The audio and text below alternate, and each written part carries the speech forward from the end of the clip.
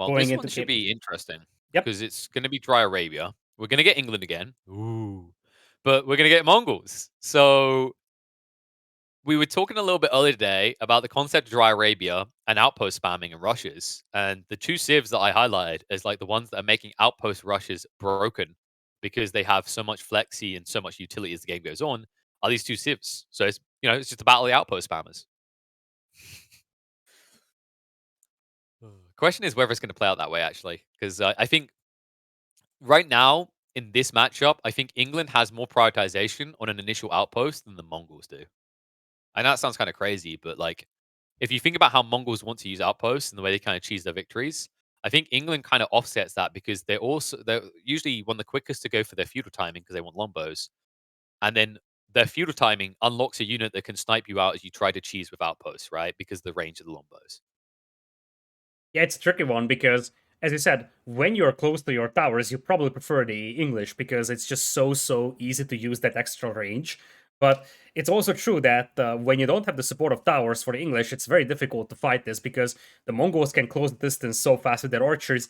And the bigger danger, I believe, is that their economy is so effective. And of course, their units so cheap that they can just beat you to Castle Age, and that will be a factor to look at as we go deeper in this game. Welcome to game number 1. This is going to be Mista playing as the English in blue, and down south we're going to have Iaguz playing as the red Mongols. Take some time for him to find a suitable town center spot here. Delays him a little bit, but not a drastic amount. I think he's going to be one villager behind, maybe like half a village at this rate. So overall, shouldn't cripple him too much. No nearby stone, though. Yep. Oh, wow. Yeah, that's a Wow, problem. that. Actually, never mind. There's a stone. He's building an ovu on it, and that's why we're not seeing Oh, it. okay. Okay, yeah. Yeah, baited. We got tricked there. It's not too bad of a placement. Usually, like the ideal placement is if you can get your Uvu close to your TC, right? Because then you can actually you can pivot. Do I want to go economical benefits or am I militarily influenced? In this setup, it should be very easily seen that Guz is going to play into the military strengths of Uvu, as like placing pastures here early on isn't an option. I just don't think it's efficient.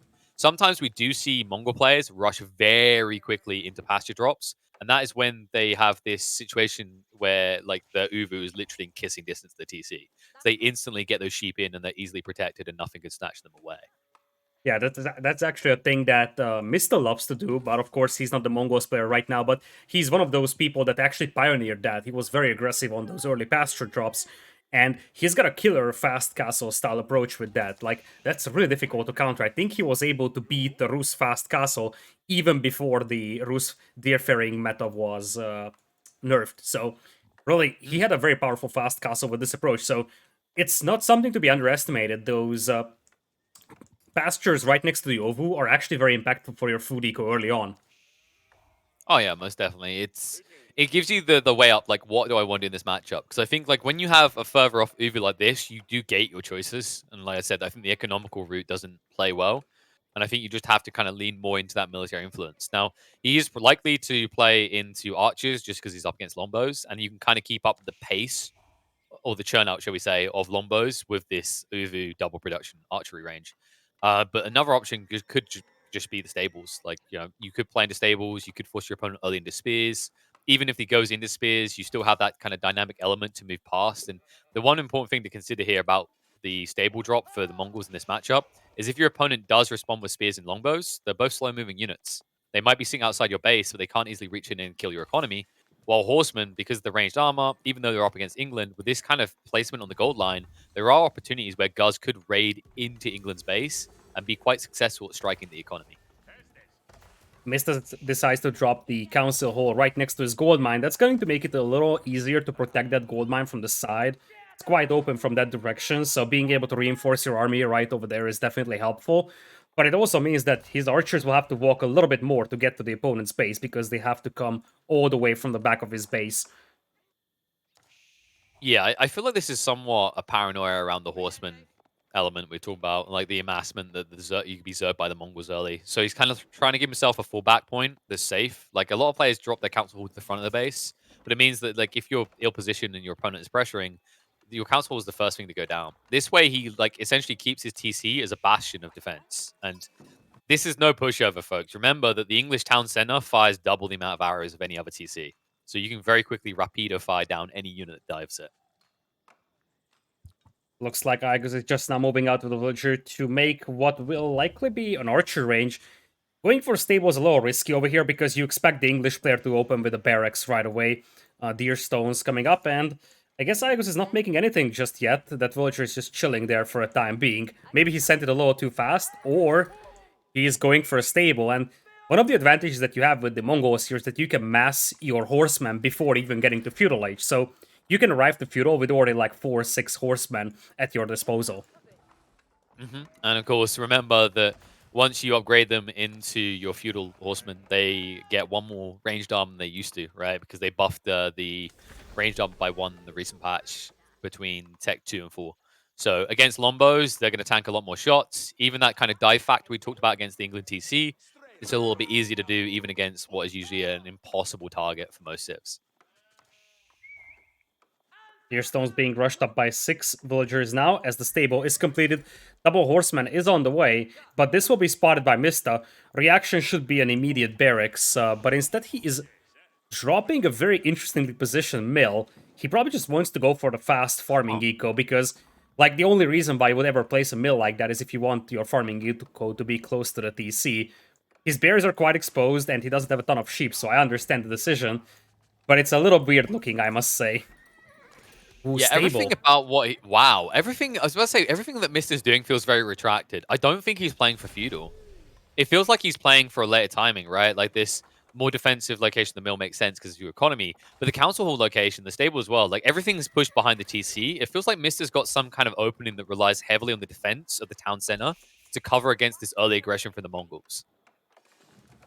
Yeah, it Let's very see if much it seems pays like he off. just wants to play a defensive feudal age and just try to beat his opponent to castles, start popping out some of those strong men-at-arms. He's grabbing Wheelbarrow as we speak, and with a network of castles bonus, it's rather easy to hold off just 2 horsemen over here, but he also has to be careful, because at this point, he's got no forces back at home to defend against those.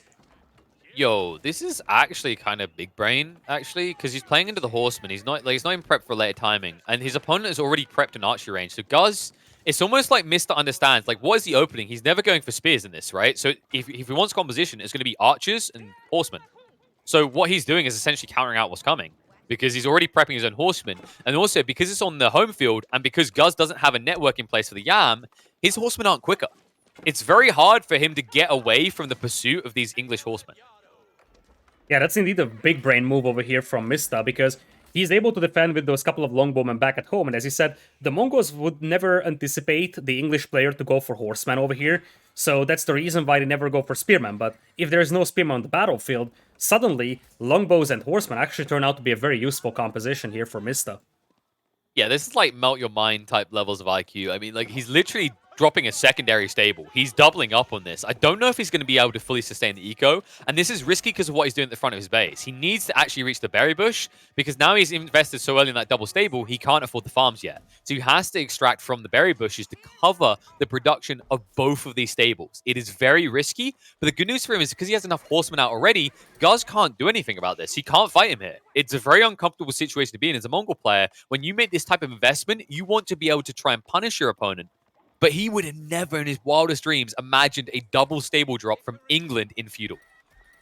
And the thing is that Mista is one of the most innovative players in AoE 4. He really is the guy that just comes in with some nasty tricks. He was the first one to use professional scouts back in the days, like in the first AoE 4 tournament, and everybody else took that away from him. Now Iaguz is moving in with better horseman numbers, though, and there's a chance to do damage on those exposed villagers, as you said before. Yeah, and he's going to be spooked off it, but he's already prepping the farms now. Like, he's got enough horsemen out that now he doesn't need the berry bushes. And realistically, you want to be prepping for farms anyway. And if you ever crack that castle age, like, the efficiency of this is very powerful. The problem that you now have, if you're Guz, is, like, you build these horsemen to counter out longbowmen. Longbowmen aren't really showing. Mister is building enough horsemen that you have to keep matching him. And it means that you can't just say, oh, lol, he built horsemen, I'm going to rush castle now. Instead, you're kind of locked in to feudal for a longer timing. And this is where Mister is clearly comfortable because he has this double stable, always outmassing the horseman count of Guz. And of course, it's got the farming as well, whereas for the Mongols player, they will have to start adding pastures or move out to additional resources. So the longer the game goes, the better that farming eco is going to be for Mista. So obviously, he's going to be more than happy to play a long game here. But Iaguz has a different idea. He's crawling up with the tower, and suddenly, Mista's villagers are quite open over here in the front. Well, he's backing him off for the moment. Horsemen charging in are going to be engaged. Archers trying to engage. Longbow getting in range onto the archers. The archers prioritize fire onto the peasants. The peasants able to fire back, though, with their measly 5 damage bows. Will scare away Guz as the trades start to get bad for him. The horseman count looks like it's starting to even up again, but once again, Mist is ahead. 10 versus the 8, and it means that Guz is going to be a little bit of trouble as they'll wrap onto the archers. In the meantime, the longbowman will pick them apart, and Guz is going to be forfeiting ground. Mista, I think he maybe lost one villager, but this is totally worthwhile. The damage being done, and all of a sudden this trickling of troops just being picked off as Guz isn't paying attention. He's going to lose even more archers, and he's probably going to have to leave them behind. There's no way they can run away from the horsemen. That is a heavy hit for Guz, and before he knows it, he might have England raiding into his base. What a game, what a game this is really. And one of these horsemen is actually very weak as well for Iaguz, so not only did he lose a considerable amount of his units, many of those also were heavily weakened, and now Mista is the one accessing the berries, and it is just a double stable play. And now, the Ovu is very exposed. That's something that's always vulnerable for the Mongols, and Mista himself is a great Mongols player, so he knows that very well. Yeah, and he'll move straight in. And if he gets through the stable, now you're in dire straits as Guz. Guz is going to have to address this, but look at how few horsemen he has left. And Guz, although he has some surplus food, he doesn't really want to spend it because this trickle out of troops will be picked off straight away, so they'll snipe out the Uvu first. No way to really stop them. And this is such a big brain move. Like, England have this kind of expectation around their economy around feudal, right? The way they're going to invest it is very predictable. The way they're going to try and utilize it in unit terms is quite predictable. But he understands exactly what Guz was going to come to the party with. It was always going to be horsemen. And because he pushed out so many horsemen, he forced Guz into this awkward situation where he had to invest in so many pastures to pad his economy. It's almost like Mista, as you said, plays a lot of Mongolia, understands this timing, and as a result, understood exactly when Guz would be weak and when he'd have to pad himself with these pricey 150 wood pastures, which would have slowed down the push out of units elsewhere. And you see that he's backing up. He has to go because that stable is about to be burned down, and it's surrounded. Wait, it's gone? Yeah, that's the worst case scenario. The moment you move them away, it's so easy to pick off. He doesn't care about the archery range because why would you? You've got horsemen already. So he picks off the critical detail, snipes out the Uvu as well, and this is getting problematic quickly. I can't believe this, but Mongols just being aggressive in an unorthodox fashion by England. It doesn't even involve longbows. Absolutely hilarious. Iaguz is banking up resources for Castle Age, but how is he going to get units out? Because like he's got one archer range and that's it. But more importantly, who cares about his Castle Age timing? Mister's already halfway there. Ooh, I didn't even notice that. Holy potatoes, that's a fast castle from him. Oh my god, that means he's going to scale his eco. He's already got military presence via the double stable. He can prep for the knights as well. And keep in mind, because Guz sacrificed the stable, lost the Uvu, only has an archery range, and is now prepping to tech up, and is being rushed by horsemen, even if he gets up, he won't have racks to deal with the knights or the horsemen that are here. And he has no place to build them because he has no defensive force to push out and get space to drop the racks. Oh, this is just so difficult right now for Iaguz, because his eco is very, very compact. It's very difficult for Mista to raid him, but the beautiful thing here for Mista is that now he's very well set up to just continue going with knights, and usually when you see English, they just go so heavy in longbows, they don't have a transition to knights immediately upon hitting castle, but he's got the two stables, he can continue with knights, or the upgrades that he has gotten for the cavalry is going to affect those as well, so really, it's not a big challenge for him to get those power units on the battlefield in just a couple of seconds. My jaw feels like it's going to hit the floor. I mean, the guy's just looks a little bit lost. Look what he's building. Double stable as well. This doesn't solve anything that's coming. It's almost like he's expecting Mista to switch back to England. He's like, haha, yeah, very funny, Mista. You're going to play England now, right? No, he's not. He's going to start pushing out knights. They're being produced out the stables. Third one being dropped. He's going to outmass you because these lances that are being pushed out aren't even being doubled up because you no longer have an Uvu play. And the moment you don't have that Ovu, you just have to invest into those expensive lancers one by one. And what is there on the opposing side? An absolutely juggernaut food eco. So if you look at that food income, it's double for Mista. So without the double training, the cost efficiency is just so much better for Mista at this point. Yeah, the whole point of what makes Mongols strong is this Uvu, right? Being able to play around it. But the denial, because the horseman players set up everything that follows. And Mista now cruising with 2 TCs up on the eco front, up on the knight count. And also pressuring this gold line so he can never gather on the step redoubt because he brought Longbowmen to the front finally. It only took like 13 minutes or 12 minutes for us to finally see the presence of Longbowmen for real, but they're finally here, folks. And they're going to be here to stay. And I don't know how long Guz can can hold under this pressure. It doesn't feel like he's escalating in any way. He drops more of these pastures, but really, where's your growth point? Where's your expansion? And at this point, Mista could even afford to just send the villager forward, start making a tower, so he can actually have the network of castles bonus. He could consider just upgrading the horseman to veteran, but oftentimes the best thing in this scenario, when your opponent is just pinned inside his base so much, is just to leverage that map control. Make a monastery, start picking up relics, just like you would do for a Rus, for example, back in the days when you had the map control. Yeah, and look what Guz has tried to sneak. He's gone back for that Uvu again. However, Mista's about to spot this, and it's just going to be burnt to the ground again because you don't have enough troops to counter him. Like, if you think about it logically, they're not even matching the pace of each other's count. Mista is ahead. Guz is behind. He's trying to produce enough units, but he's never quick enough. So it means if you ever take a fight outside your base, you're going to lose it. So all that's going to happen here is it's likely Mista will spot this expansion on the south. He'll move around the back. He'll burn it down, and Guz will just stare and watch. Will he spot it, though? Because that knight is going back, and the knight having a low line of sight is actually something that's haunting Mista here, because it doesn't seem like he's anticipating that Ovu being rebuilt. Now, truth being told, that Ovu is getting close to being depleted, so that's a bit of a concern out there. And we got the Khan harassing those villagers as well a tiny bit. Now, with the Castle Age, he's gonna have a decent amount of damage output from it, so it can definitely take down vills. But Mista is right to push the gold miners, he's just changing the angle of attack at this point. So, yeah, jump in straight away, forcing them away. Outpost going to be garrison. You can burn them to the ground, but doesn't hang around. Doesn't want to actually give a count over. We'll back up for the moment. But I think the more important detail is even if Mista knows about that Uvu play at the back, he doesn't want to forfeit the front because he doesn't want to give away straight into his base for the Lancers. Instead, he wants to engage him here. That's exactly what he's going to do. Wrap around the back so they can't move away. They can't use that mobility to their advantage. And while they try to trade with the assistance of the TC, there's just too much armor on these knights. They're tanking a lot of shots, and it means the Lancers are going to fall quicker. And remember that Mista has a lot more expendable economy because, one, his is actually working. It's not garrisoned. And two, he has 2 TCs, so he's got plenty more people gathering resources for him. Indeed, and those horsemen are just so good at tanking up arrow fire from the town center. At this point, not having the Castle Age upgraded is just a throwaway unit, but it's just so good at soaking up that arrow fire, making your knights last longer in that battle. Looks like Khan on the right side is getting cleaned up by the knights as well. And behind this one, as you said, Mista is on 2 town centers, and when you're ahead, just get more ahead, as the saying goes. He doesn't even need to do anything at this point, because he is just going to be able to passively increase his eco lead already. Yeah, it's just cruise mode for Mista, right? Like, all he has to do is match the presence, but now moving in with the aggressive outpost, and the Knights have finally snitched on what's happening behind the base. And this is an important detail that Mista will have to find a way to address. Otherwise, escalation might occur. Guz might get enough troops out with that passive stone to push you back. And the only way you're going to be able to deal with that without addressing the military district yourself is if you pivot and transition to a new unit type. But at the moment, the only thing he's pivoting into is killing more villages. Instead, has to settle for a Lancer, will back away as he forces them off the goal line again, just preventing them from gathering once more.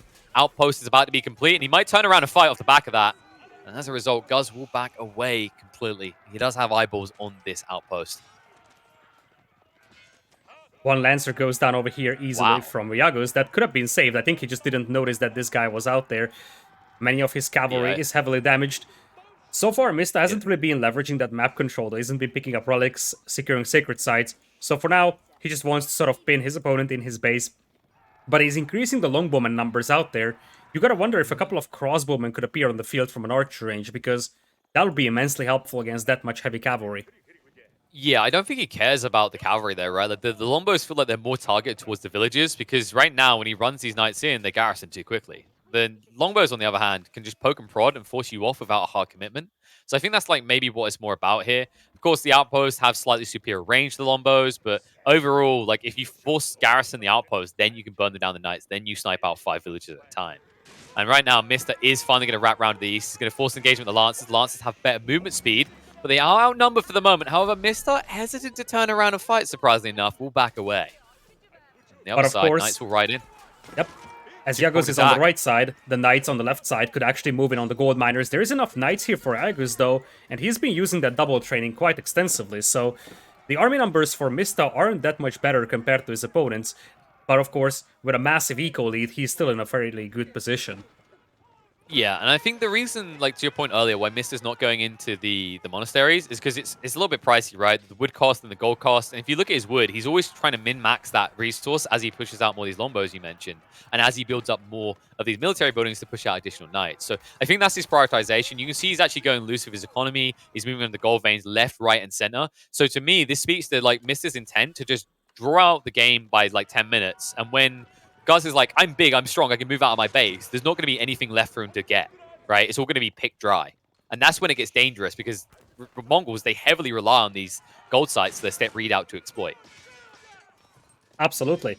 Now, Iaguz is on 2 town centers as well, so that villager difference won't grow any bigger unless Iaguz actually starts losing villagers. There is still a considerable discrepancy between the two players by a number of 26, and on the right side, looks like the knights will take some fights against each other. Oh. Mista has the tower supporting his cavalry, though. Yeah, that's a big detail, right? The attack speed increase, the fact that you don't have Yam now, you can't easily break away. You can't outmaneuver, and as a result, you're just going to take bad trades because the attack speed buff is still there for Mister's troops. That's a problem. He'll back away the remaining forces, but the pursuit will continue on. Meanwhile, in the center, no ground gained, and Mister now wrapping a second battalion to the south, looking to stab in, construct a network with the outpost, and then find a way to get rid of that Uvu site and anything nearby. Just look at the amount of vision that he's going to obtain with all those towers out there. And of course, the network of castles will also be bigger. He's just sort of suffocating his opponent at this point, slowly creeping up with those towers and just not letting Iaguz breathe. And Iaguz is running low on resources inside his base. The food line is almost depleted. The gold mine still has 3,000 gold on it, and he's fine with the pastures as well. But he's soon going to have to start moving out of his base, and that's going to be difficult against that much vision from Mista and such an army. Yeah, this is a unique design of the Outpost starvation from England. It's not about like getting it close to your eco line, sniping you out. It's just about creating that zonal control where you take favorable fights off the attack speed buff. You want it far enough away that it won't easily be sieged, but close enough that you're going to get a buff in the fight. And that's made the difference. To dive in though, Mista, he catches him off guard. Gus wasn't looking. Straight into the food line will force the full garrison to come out.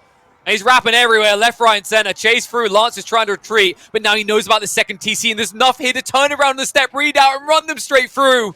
Mista looking to dive deep and find the value. Guz with a nice sidestep, able to get away quickly with the Yam movement speed. But this is getting worrisome because Mista has spotted out your TC greed. He knows how split you are. He knows the resource limitations you have in the coming minutes, and he's not going to let up on the pressure as he continues to push out even more of these knights to run rampant through your base.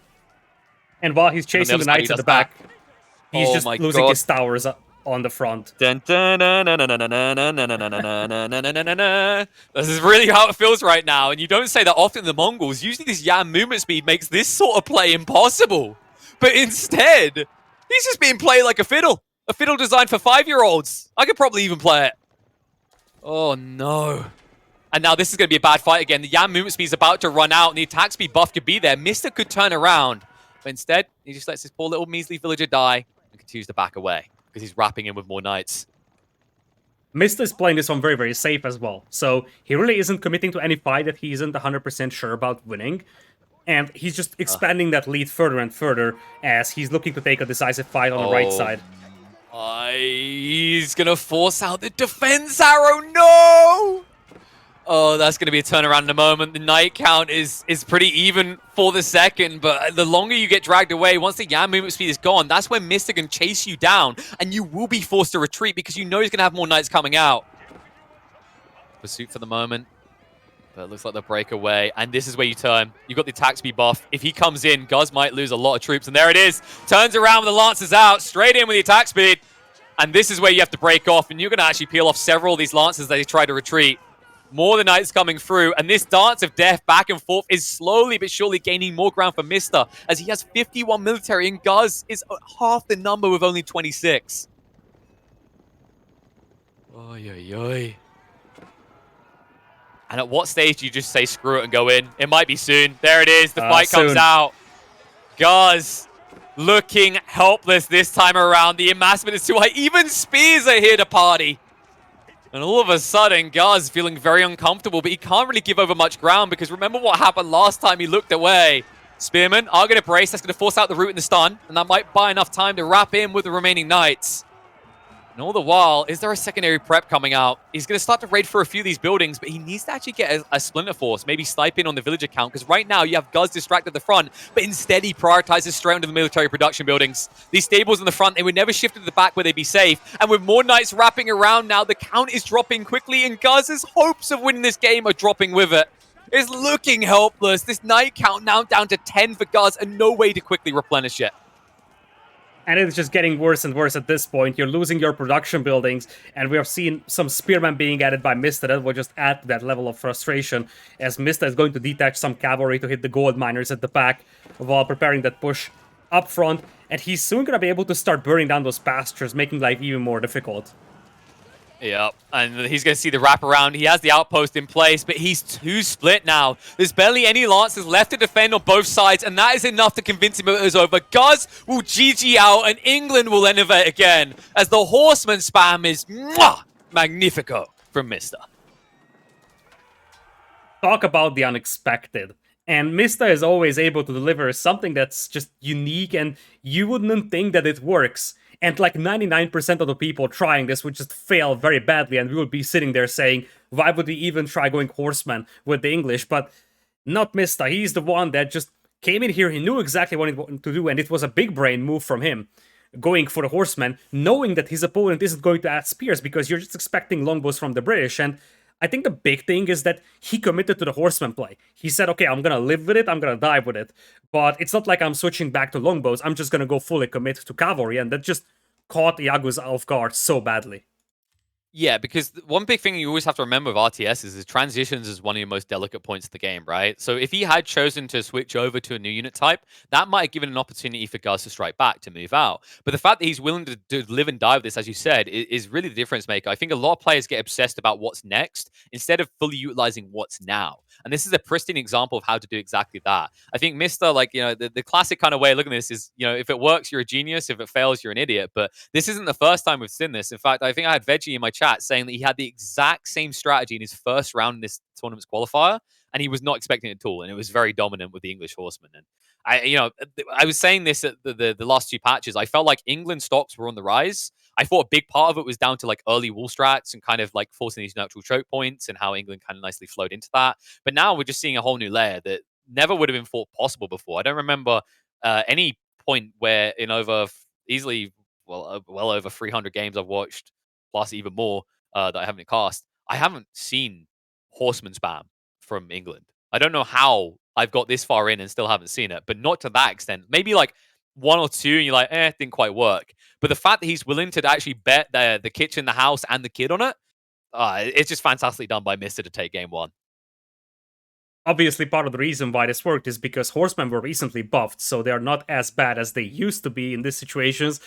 And now the question becomes, are we ever going to see English trying horseman spam with the Abbey of the Kings instead of the Council Hall? Because, like, this is actually a fun story. I've been talking with some people about the Abbey of the Kings, as a landmark. It's like we're trying to find any kind of reasonable scenario where it's viable, and the only thing I could come up with is say, okay, in the unlikely event of English spamming horsemen, it could work, but I firmly remember saying, look, no one would ever spam horsemen with the English. Guess I was wrong. I think like the concept of the Abbey of Kings in that situation sounds really cool. It's really tempting.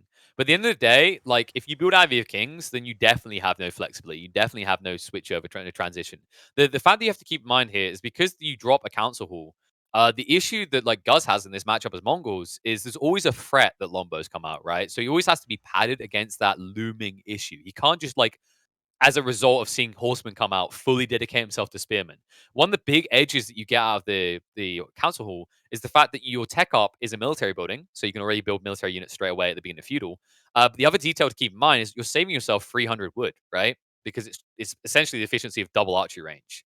And that's a lot of resources in your early economy that you're saving from having to invest in a desperate transition. Because you find in that situation, like if the stables don't work, and you're like, oh no, this is really bad. I need to switch over. I'm going to invest in archery ranges because that's what's going to count the spears coming my way. All of a sudden, you have to find 300 wood in your economy versus instead having just had that building sitting there unused the whole time. I think that's what makes like the council hall way too tasty for England's timings. I think like Abbey of Kings is in theory like an interesting concept, but it's something that feels like it would fit a lot more naturally with, say, the Mongols with the pack up ability, right? Could you imagine the Abia Kings if you could choose somewhere else to place it?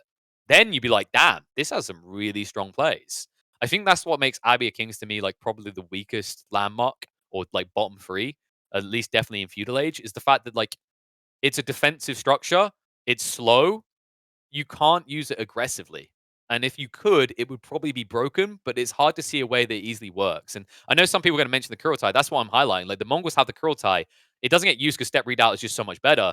But I'd say like, the concept of being able to move that on the go makes the Kurotai potentially like as a pocket strategy useful. I just don't see a pocket strategy in which Abia Kings feels good. Yeah. I think the thing is that with the Korotai, it's also about what you want to heal up, because healing up is usually something that you do, especially in early game, on expensive units. So if, let's Hmm. say, a landmark like the Abbey of the Kings worked for the French instead of the Chivalry, that would be a lot more appealing because they have a low amount of high mobility expensive units. The problem with the English is that, like, whenever they're playing Longbow Spearman, that healing ability is just irrelevant because it's not about how healthy your units are, it's about your numbers. So it is much more relevant for a civilization that is basing their strategy on high mobility, more expensive units like knights. But as you said, the other reason is, of course, just the fact that the council hall being there is always a danger that you're going to encounter longbows, and it trains them very fast. So Yeah. you really don't need a lot of time. In 1 minute, you can get 8 longbows out there. So your tech switches will be blazing fast. Yeah, and like the knight kind of like follow on thought with like say for example knights and why they're so great is like the idea of chivalry, right? Like it's another way you heal, but you heal on the go. Like you take that fight and you're like, oh good, now I'm gonna heal. But you don't say, I'm gonna run back to base and heal. I'll be back in 2 minutes. You can keep farming in the meantime. No, you run around their base in circles with little plus signs obnoxiously above your head until your opponent tilts so much they GG out of the game. Sorry, I've had some bad experience against French. But the point is that like you don't have to let up the pressure. It's that whole element of like playing to win. And to me, like Abia Kings doesn't feel like a playing to win landmark. It feels like the absolute opposite. It's a defensive landmark that has to be in your base and requires your aggressive force to come back to base to heal. So if you were ahead, like you're forfeiting your lead in a way. And if you're behind, I don't think it stems the problems because of the importance of transitions in the early game to counter being behind in these matchups. Yep, exactly. Looks like the players are still setting up the next game over here, so maybe either of these players decided to take a short break over here. Iaguz still has to recover from the fact that he just got beaten by English horsemen. Yeah, I think he's probably like, you know what happened? Like, I understand, I can understand it from the minor guys. He probably like he pushed back from his desk. He got out of his seat. He looked around his room. He saw one corner was not occupied. He walked over to it. He crouched down and he shook back and forth for about 5 minutes, and then he should be ready to go with the next game. Um, Maybe he pulls some hair out. I know that lad's got a full head of hair. He can definitely afford to get rid of a few of those hairstyles. But there's definitely going to be that stressing element. Like, where do you go from here? What is your opponent going to do from here? Because if you haven't seen this before, it almost feels like he could do anything next. And I think that like if Guz hasn't experienced this before, which I'm not sure if he has, because it's definitely a very recent strat.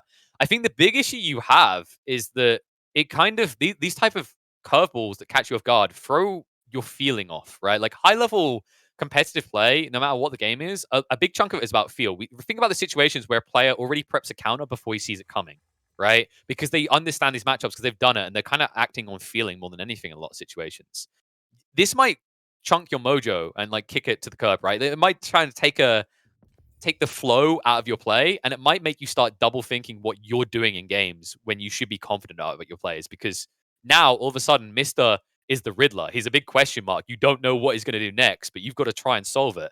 And it's going to be interesting to see how Guz does solve that. Because as we said, like I believe HRE is available, but Abbas's aren't. And I feel like Abbas's was his big curveball, which means that Guz is inherently going to fall back to his comfort zone of HRE. And I feel like Mister's going to understand that and look to counter that appropriately.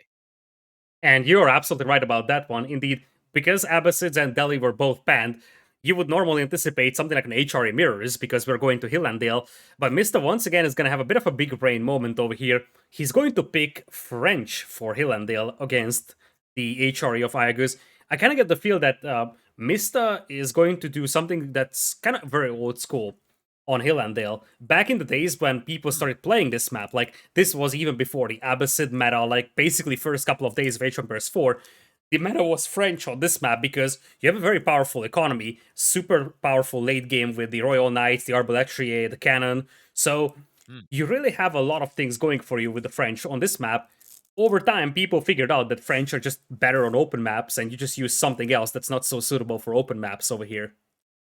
Yeah, so I think one of the key details to look for here is whether Guz is going to wall himself in and whether he'll feel the need to. I think Mister, like, if he doesn't play to early aggressive knights, he's missing his timing that is very important against HRE. There's a very big temptation when you play Hill and Dale as France yourself to like go for a secondary TC and I think play towards like Castle because the key detail in my mind that you mentioned is the word Arbalatriz. In this matchup are phenomenal because of most of the things that HRE want to do. Knights, man at arms, these are armored units that suffer a lot against Arbalatriz. And because you have the Pavis in a kind of an awkward situation, you can easily defend against counter archers. It feels like it might be the golden unit that could slay Guz here. But I don't want him to like overthink it. I don't want Mister to be like, yeah, that dude, I'm a tech boom as France against HRE because just saying that out loud sounds insane.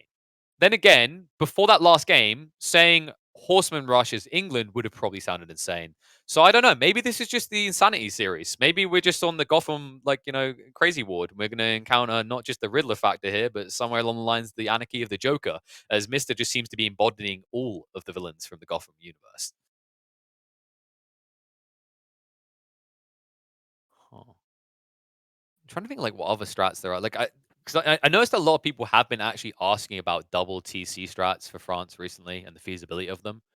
I haven't seen enough data to like give a definitive answer. I feel like there's not enough players who have been experimenting with it more recently, just mainly because like the French Knights timing still feels really strong. And I think one of the biggest advantages you look for as the French is your pocket economies. So a secondary TC doesn't feel as needed when you play wide and loose.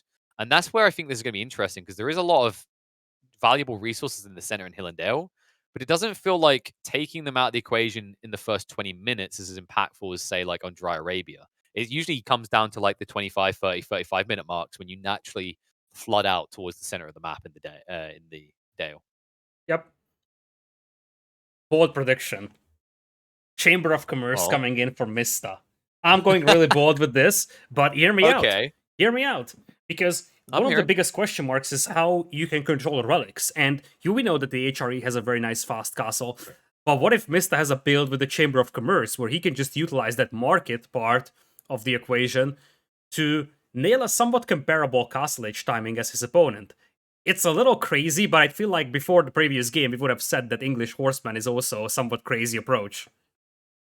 Yeah, but like I think the difference is like when we talk about the play that really made it for Mister, it didn't change on the landmark side. And I think one important detail to never like overlook is that French Knights reign supreme, right?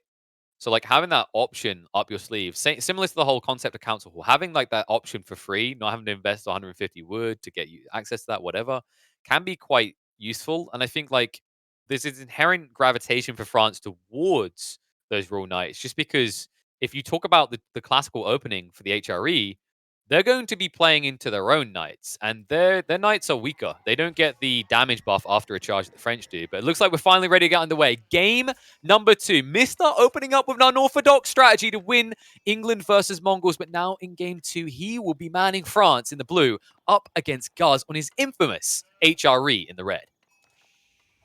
He's going to open up with the second scout over here. Looks like we are seeing no second scout right now for Mista, so because, as you said, he's gonna have a tiny bit of advantage collecting the sheep. Let's look at the relic spawns though, because that is quite interesting right at the beginning. We got one right next to the base of Guz, a second one as well on the front, but 3 relics are just all the way up north, and the interesting thing with them is that there are so many forests out there, so it's very difficult to sneak a monk out there simply because these narrow choke points, you have one knight over there and your prelate is gone. So it's actually a lot more dangerous than just having those relics on open field, I feel like.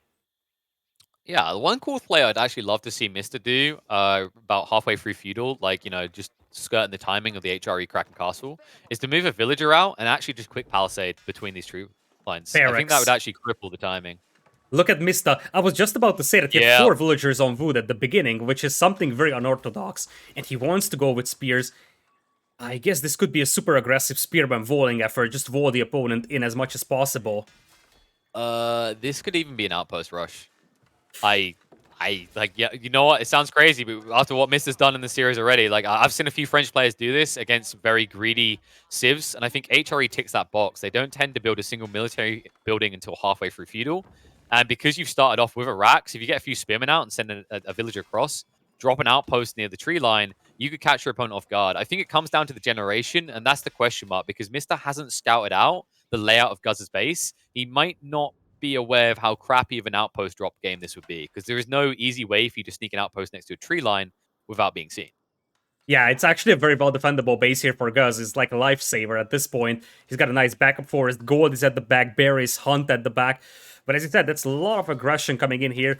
And part of the reason why Mongols are sometimes popular on Hillandale is because they can go for that early aggression. And as you said, the HRE is not really known for making a ton of Dark Age army over here, sometimes not even Feudal Age army. So you're almost guaranteed to encounter no military resistance here when you're pushing. And that could actually make it very appealing to go for forwards with a civ like Mongols. Of course, that being banned, and also a little more predictable than the French. You could also do this with the French here. Having that discount on your lumber camp and mining camp also helps facilitate this, but as things stand, I don't see a villager being pulled, so it seems like it's just gonna be standard good old-fashioned spearman rush into likely a fast Uh, castle. Yeah, I think he's trying to play off the fact that typically, like, the gold veins, on average, I'd say they spawn a little bit outside TC range. So he should be able to, in theory, burn down the mining camp or keep people off the gold. And that's crippling. Like, HRE, that's the worst case scenario for you, right? Like, you need to get that tech up. Luckily, he has got the influx of gold. It's very hard to actually move across quick enough to stop an HRE player gathering enough gold for a tech up. Even though they invest in these prelates, because of that buffed rate, you can see the amount he already has. 335 from just 4 villages working it is good enough that he's going to be padded and protected. Question is, what's his long-term plan? He has a beautiful Archon Chap in place to start with, is what's got to be said, right? Like, he's got the double food, he's got the wood. So this is actually pretty ideal. And in conjunction with the defensive hold in this choke, naturally, because of the TC's location, it feels like it's going to be very hard for Mister to kind of tick the box on his timings with this Spearman Rush. I feel like Mista knew exactly that he won't be able to stop the Feudal Age here with the Spearman, but we also have to keep in mind that Iaguz would need a ton of gold to get to Castle Age over here, and indeed, here comes Mista with the Voling attempt, so he really wants to just pin his Yep. opponent inside his base, and he knows he can't stop the Feudal Age, because there's no way he gets there on time. Emergency repairs coming in here for Iaguz, which is going to delay this mining camp being burned down, but ultimately, Iaguz is currently off from gold, to an extent where he's also going to struggle affording eco upgrades, let alone Castle Age, and that's exactly what Mista wants to do, because behind this, Mista is already on the hunt, he wants to wall his opponent in, and you just get that feel that he wants to play fast castle here after this early Dark Age aggression. Yeah, so for me, I feel like the trick that Mister's maybe missing is that I think the outpost has to, like, come. I think it's such a big detail in this plan that it screws Guz over, because as you just saw, the emergency repairs stops you from relying on, like, burning the drop-off points out, right? Like, they can easily keep being protected with this trivial effort from the spears. And it doesn't really slow Guz down at all. The walling is an interesting detail, but we already see the racks now being dropped by Guz, so he is going to react to this, and he might even be quick enough to prevent the walls going up. It's kind of crazy to think about that if these two switch sides and they made the same strategies happen, Mister would have a lot more opportunities to deny Guz's initial eco. Because if you look at the opening for Mister's base, there's a lot more outpost sneak opportunities where you could shut down economy. While Guz really did luck out with this generation. The TC blocks the front. The flanks don't feel good to come into because they're awkward choke points to try and get through. And they don't really dock anything away from Guz's primary economy for the first 15 minutes. Gotta love the addition of men-at-arms over here for Guz. He doesn't have a ton of gold, but he has just enough to add 1 or 2 men-at-arms, and that's by far the easiest way to deal with those spears. Having to add 2 barracks, though, is definitely not something that was part of the plan initially for him, I believe. I would guess that he wanted to go for stable, so he has the mobility to control the map. Whereas for Mista, he's aging Yeah. up with the School of Cavalry. But the fact that he's pushing into early man at arms could suggest that we are just going to get like a blacksmith drop and a counter rush from Guz, which would be crazy to see, but is feasible. I've seen a few HRE players trying to crack this, and usually it doesn't work against like the standardized France build. But Mister has taken kind of a curved route, right? He's gone off the beaten path. And it means that he could actually get caught off guard if Guz decides to just mass man at arms and arrive in his base with a siege army. Oh, nice wall as well. I like that. So Mr. can't actually complete the enclosure because Guz is quick to actually drop his mini wall of his own. Spinning around the back, 3-on-1, and yeah, I feel like the man-at-arms is doing pretty well for himself. It is doing pretty well indeed. Nice micro over there by Iaguz. He's going to clean up all the spears without losing a man-at-arms. He also picked off the 4th villager of Mista, so there is some added level of happiness for him in that regard. Another question becomes, what is Mista gonna do? It looks like he's adding a couple of knights, and his resources are looking quite underwhelming in the bank. So he's gonna be able to hold off against the men-at-arms, but now you got Iaguz with the Aachen Chapel. As you said, it's an absolutely beautiful Aachen Chapel boosting his eco. So now you are facing the same problem that you would normally face, I think. How do you stop the HRE player from getting to Castle Age? Yeah, and there's other issues to consider here, right? It's the fact that, like, the HRE player doesn't even necessarily need castle. He was going to go for the archery range, but he's switching into stables now. So I think the intent with the archery range was Guz was going to try and, like, shut his opponent out in the next 5 minutes. The stable leans itself more towards the castle age timing and what you want to do in the next 10. And I think what he's identifying is, like, because of this initial investment, the way Mr. plays this, he's going to be slower on his knight amassment. His tech time is going to be slower. So it means that he doesn't necessarily have to be paranoid about that knight-on-knight matchup where normally the French knights come out ahead because actually Mister's economy might not be strong enough to support it long term. Mista is dropping TC number 2 though, so if he starts rolling up, he's going to be able to carve out a villager lead. But as we have seen it in multiple cases, you kind of get the feel that against the HRE, it's quite suicidal to go to multiple town center boom because he can just grab the relics, go fast Imperial, and catch up with the Ragnitsk or the Pass of Swabia. Normally that is true, but if you look at what Guz invested in, it's a fair amount of man-at-arms at this stage in the game. Ooh. I think this is why Mister done it. Like, he saw this and he's like, okay, so you're slowing your tech timing. So I'm going to scale up. I'm going to hold you back because actually, like, early man-at-arms are not that impressive. Realistically, like, outside dealing with spearmen, they don't really do much. They just kind of stand there and wave their swords around, kind of cluelessly. And I think that's where Guz might trip up a little here. Because he's going to push in. He's going to want value. But this isn't a knight diving in and sniping a villager. It's this very slow boogeyman going, I'ma get ya. And then the villager just casually walks away while looking at you like a weirdo. You're never really able to punish your opponent's economy with these man-at-arms. Speaking of knight moving in, that's exactly what Mista did, picked off a villager on the gold mine of Iaguz and also idling a lot, because there's an opening up north. In fact, Mista's got a sneaky villager up there. I would love to see that villager moving to the corner and just being hidden behind the lines. They might do so. In the meantime, movement in, man-at-arms, under the double TC gets the bad news, and this is problematic. Like I said, it's such a big investment, right? These man-at-arms are not cheap. 100 food each. He built, what, 6 of them? Then I think there's a few more back in his base. This adds up quickly. Before you know it, you're at the cost of a tech up timing. And that's kind of how it feels for Guz right now. You feel a little bit lost, right? Like, you were forced to react to this, yes. Thumbs up, I understand it. But then it almost feels like you got a little bit too excited, and then you double down in a way that's now put you miles behind that of Mista. Looks like up north you're going to have Mista in his opponent. That villager is not going to sneak to the corner. And as you said, the problem here for Iaguz is that his army is very expensive over here, yet it's accomplishing almost nothing. So behind this one, there's already an 8 villagers lead. And the longer you delay that castle age, the longer you are without those relics with the HRE. So every second that Guz spends in feudal age is just an amplified level of pain at this point. Most definitely. It's kind of tough to see the clear way right now that Guz is going to plow through, because I feel like unless he gets back and tries to scale his economy, he's going to fall behind. But at the same time, because you already see the secondary TC, you feel like you need to pressure. But because there's already a double archery range, there's a Rax as well, it feels like every box has been ticked. Mista doesn't have to win a fight definitively, he just has to stop you from doing so.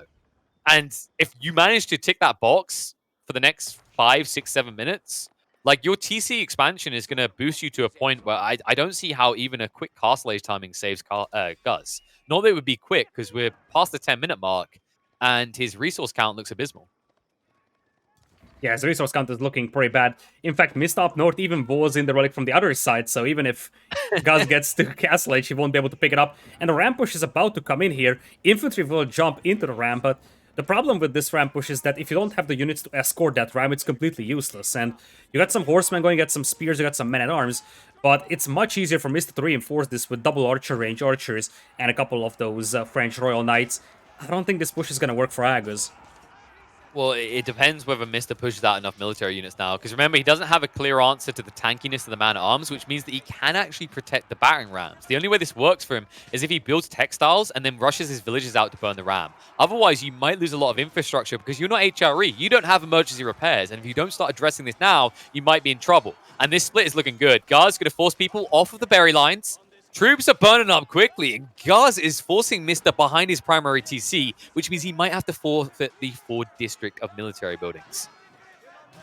The archers weren't focusing down the spearmen, and that's part of the reason why the knights weren't so effective up until now. There is still a couple of archers left over here, but the man-at-arms are doing such a great job soaking up the arrow fire. Those archers really need to focus down the spears before the knights could engage. This being said, it looks like Guz is gonna get cleaned up, and every time a push in Feudal Age gets cleaned up, and you end up losing rams, you have to consider that those are very expensive rams, and he didn't even finish off one of the archer ranges. There's a chance that this range even gets saved.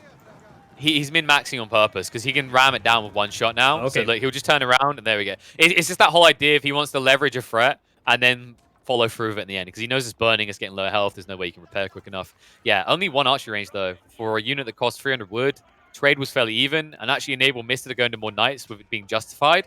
And all of a sudden, like, you feel like you can't afford man-at-arms anymore. You have to be spears. And that means that there's going to be even more value for these archers that did for survive. And I'm not sure if Guz is going to get to renew his efforts and go in again like he did last time. Behind this one, Guz is entirely on berries and hunt, and those are starting to run low. He's going very aggressive here. It is going to be triple barracks, double stables, so he wants to go full Feudal Age all in here. And at this point, there is only 7 villagers lead here for Mista, and his army numbers aren't looking great, so he has to be careful here, because it's gonna be difficult to stop this army, although there's not a single archer for Guz, so just a couple of spearmen being mixed in here for Mista could be immensely valuable. Yeah, and the way that Mista is being boxed in, despite the fact he's playing France that have knights, is very detrimental to like shutting out Guz's scalability. Because usually what I'd say if HRE with this strategy is it's very all in early on, and on maps like Hill and Dale, you quickly suffer if you're not able to keep expanding to these greedy eco pockets. But because all pressure and all eyes are on the base of the French player, you can easily, when you deplete these initial resources on your base, move out to aggressive locations as the HRE. And that's not something we're used to saying of HRE. HRE has always been a stack high and safe type civ. But we might end up in the next 5 minutes seeing Guz play a very loose economy as HRE against the kings of loose economy, the French. 50 villagers against 41. Slowly, we are seeing Mista building up his eco lead out there. He's got the blacksmith going, so he's got the attack upgrade. But Guz is coming in with his push. This push needs to work out. I don't think that he's got a window to rebuild this army again if he loses everything. Horseman riding in. Not many spears here to deter him. Plenty of spears for Guz, though. We'll start to engage. Archer trying to pick him apart. Wraparound's going to be blocked. Nice move by the Knights. Able to block the Horseman from getting in the back. And all of a sudden, they'll just chase in. These spearmen can't do anything anymore. They've been picked apart by the archers as the distraction was effective. And all of a sudden, Mista taking the edge in this fight. The Ram will renew its push in. But really, how much value is it going to find? You've lost the army already. They can turn around and burn that down. And then all of a sudden, Guz has completely lost control of the mid-section of this map. And that is a dangerous situation to be in, which is why he pushes out even more units. He needs to at this point. I don't think that he can afford to lose this entire army here. I mean, it feels like it's going to be an even trade at best. The Ram is at least doing work. The villagers do need to address that. But actually, I say it was going to be an even trade, but they cluster too hard. They don't have a good formation. And Guz, in the blink of an eye, is once again going to lose the troops. And this is getting worrisome. Although he continues to churn out more of these bland infantry, right? These spearmen, these horsemen. Nothing can seem to compare to these knights. They keep surviving the fights on little health. The archers are cleaning up the spears before they can actually have that impact against the royal knights. And then you have to talk about the heavy hit and damage. That initial strike, followed up by the buff damage coming out for 3 seconds for the knights, is really making the difference. And Mista is being very effective at min-maxing the health of each of these units. Indeed he was. Really, the presence of that power unit just helped so much for Mista. He was able to have a unit on the battlefield that is able to soak up so much damage, and his knights perform really well against the horsemen. And as you said, once the spearmen are picked apart, those knights will just be extremely effective against whatever is left on the battlefield. Men-at-arms, horsemen. And behind this one, Mista is now possessing a 7 villagers lead. He lost a couple of villagers on the berries, and he's running out of those berries as we speak. But he managed to force his opponent all the way back into his base. Mista with a highly unbalanced eco as well, floating 1100 gold and 600 stone, as he's moving out for berries on the north. Little risky, but he's got the map control now to do it. Yeah, it feels really funky because he's running out of places to actually go and freely like do what he wants, right? On Gaz's side, like you're seeing how he's depleting himself. He has no kind of flexi plan. Mister, yeah, we can talk about how uneven his eco is, but he's got the room to do it because he understands that he's just kind of extracting resources for backup plans, and Guz doesn't have any backup plan. The moment his primary falls, this is what happens. The wraparound comes in, the Knights force you off of these farms, and all of a sudden you're not gathering food anymore. Knights will be pinched, two of them will fall in the end, but it looks like they're going to drag back and forth and just try to waste a little bit more time of Guz's. As once again, he's on the defensive, and that means that this pocket eco strategy is just in full swings, as you said, with the berry bushes. I wouldn't be surprised if before we know it, there's going to be a shift out to new deer lines. He could even start expanding the north. We talked about this whole idea of walling the choke points here and preventing the relics, but I don't even think it's about that for Mister, because I just don't see a world in which Guz wins this game by going castle. If he ever chooses to go for castle, Mister is just going to run him straight through because he knows there won't be a vast enough military to defend against the onslaught of the French. Or Mista could just go into Castle Edge himself, and that's exactly what he's doing with the Oh Guildhall, my. rushing it up with 15. So by the time Iaguz realizes what's going on, it's gonna be too late. Looking at his resource bank, he's at least 2 or 3 minutes away from Castle. And given the fact that his army is basically just a couple of men-at-arms and spearmen, a couple of arbaletier and the knights would work so effectively. And I think Iaguz is just now realizing that he's being walled in from the north. And as you mentioned, Mista is going to wall off the entire northern side. That is 3 relics, 3 major gold mines, and even 2 boars under his control with that. It's tough to see a way. Now the castle is being cracked. Guz has to be looking at this, like, look how close he's getting, but he's like, no, there's no point. He understands. He's got a static army. He's boxed in his own place. Yeah, you could try and delay this, but it feels all but inevitable. Mister just playing him once again like a fiddle, and will take the series 2-0. Wow. Honest to God, so much credit to the way Mister played this, because one thing I want to say is this game felt so reminiscent of game one. He essentially gave Guz the means to just sign his own death warrant, right? He says, okay, you know what? I'm playing against France. I know what they're going to do early. Oh, all of a sudden, Spearman coming out. Wait, this is an all-in French play. They're going to go ultra-aggressive. Mister, in the meantime, is giggling to himself in his base, builds a secondary TC and scales up himself. That's how it felt reminiscent of game one, where essentially he knew that the Mongol player was going to go horseman, so he goes in horseman himself. He answers him out and then outscales him. And this is kind of a different Lu, right? Instead of being militarily aggressive, he gets economically aggressive. He essentially just tricks Guz into thinking this game has to be decided in feudal, and essentially immediately decides it by cracking castle. What a play. Yeah, like he's one of the smartest players out there, and really he has shown that today. The thing is that Guz tried to play meta, and we cannot blame him for that. Throughout this entire day, everybody was been playing meta pretty much, and then Misty just comes in and he has 2 direct answers to those meta plays. And that's just really that cleverness that came into this one. He knew exactly what his opponent was gonna play, and he just had the counterplay to it in both games. Very dominant 2 games over here for Mista as he moves into the deciders tomorrow. Yeah, I think like the two ways to think of like there's playing how your opponent thinks you're going to play, and there's playing how you want to play, right? And the whole problem that I think like a lot of people trip up to with this whole concept of established metas is that usually like because you think it's the most efficient play or it is at the moment, you kind of fall into that predictable pattern. Your opponent already knows what to do. Mister is very unorthodox. He's very unpredictable, and we saw that exactly here, right? He's not playing to the tune of his opponent. Instead, he's forced in this awkward situation where every stage in both of these games, he's looking across and going, dance monkey dance, right? He's saying, Guz, you have to change something. I'm going to set a trend you're going to follow. And those are the powerful people. Those are the scary people, because we talked about how transitions are a very dangerous state of the game to find yourself in. Even more dangerous when you're behind.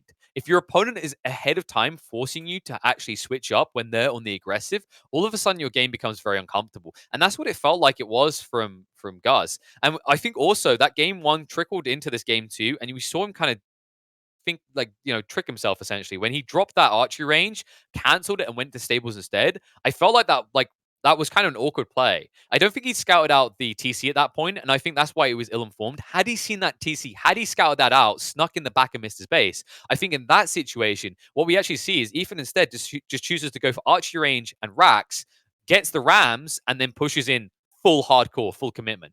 But I think once he sees that secondary TC and he's gone for the stables instead, it's kind of like that, oh no, what have I done feeling, right? You understand that now you're floating this ram strategy that is half invested in. And I think that has been the difference throughout this game is Mista has had an understanding of when he's at a critical power timing, and he's not afraid to double down on it. We saw it with the English Horseman Rush in game one, where he didn't just start step it, he full and invested in it. And then in game two, we see him go for that initial aggression, realize it's not worth it on the generation of the base, and then instantly just invest everything into economy. And that is what decides games. Like you can't be double thinking, you can't be thinking yourself, you can't be wondering what if this doesn't work, maybe it won't work. You have to believe in the strategy you bring to the table, and that's exactly what Mr. done for this entire